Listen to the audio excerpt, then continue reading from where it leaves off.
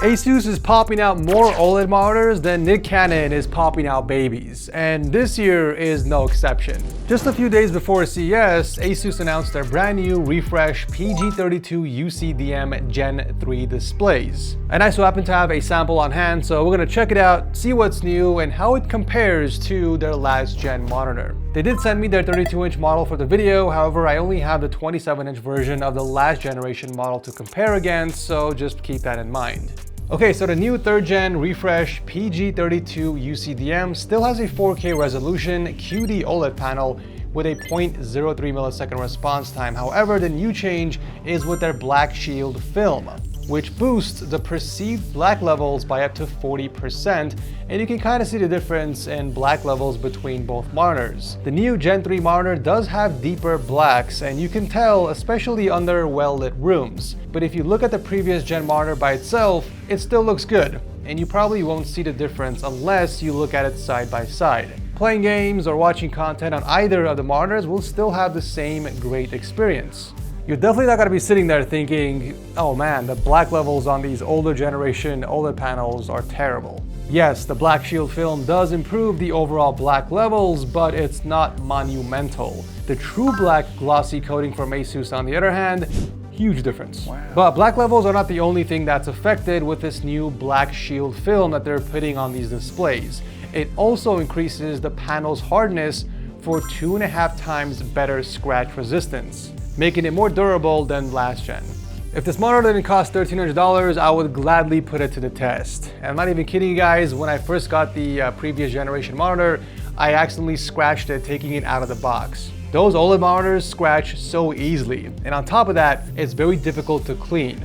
To clean fingerprints, I have to blow hot air first before wiping it down with a microfiber cloth, but even then, it doesn't clean it off completely. On these new panels, all I gotta do is just wipe it down lightly with a microfiber cloth. Color fringing is also something that has been improved on the new Gen 3 displays. Fringing is also known as chromatic aberration, and that's when your images create a colored outline, usually around high contrast edges. Here are both of the monitors side by side, and I'll let you guys guess which one is the new Gen 3 display. If you guess the one on the left, then you're correct. On the older models, you can clearly see the magenta outline on the top of the letter T and the green outline on the bottom. But when we look at the same image on the newer display, it's much more subtle. I mean, it's still there if you look very closely, but from a distance, it is much harder to tell. This was a very common complaint on older OLED panels, so it's nice to see that it has been improved on the new Gen 3 displays. Speaking of protection, you do get OLED Care Pro with the monitor, just like you do with all the other Asus OLED displays. And one of my favorite features is the Neo Proximity Sensor, where it would completely shut off the monitor when you walk away, and then it would turn back on when you get back to your desk. I was able to customize this in the OSD and set it to the distance that I usually stand at my desk. And when I walk away, the screen will shut off after a few minutes. But then when I'm back at my desk, it will turn on and I can resume where I left off. Unfortunately, this feature is only available through the OSD menu directly, but you can access other OLED care settings through the Asus Display Widget Center, which is a more convenient way of changing the settings of your monitor, especially if your monitor is mounted further away from you. Surprisingly, the Widget Center has most of the settings that are baked in the OSD, like OLED care options. Also in the Game Plus menu, you can enable the FPS counter, set a timer, and a crosshair for games that don't give you one. And in the Game Visual tab is where you can set different color profiles and enable shadow boost. But I like how you have the option of importing settings. So let's say you want to copy your favorite streamer settings, you can just import the file directly here.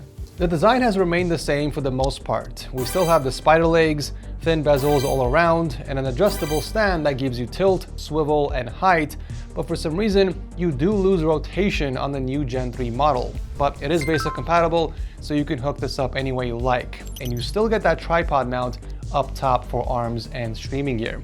Connectivity is also the same. You get dual HDMI 2.1, a single DisplayPort 2.1 with UHBR20 providing full 80 gigabit per second bandwidth, and a few USB pass-throughs, and one USB-C with 90 watt power delivery. And speaking of power, you don't get a bulky power brick. It's actually baked inside the monitor, which is one of the things I was against in my last video.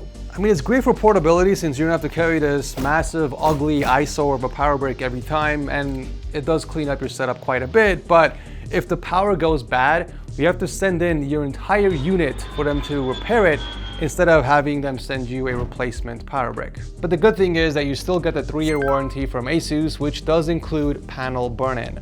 I mean, what else can I say? It's the same great monitor we all know and love with some slightly improved features. If you guys want to check out the new Gen 3 refresh of the PG32UCDM, I'll drop a link to it down below. I believe they're expected to launch sometime in March in 2026. Thanks for watching, and I'll see you very soon in the next one.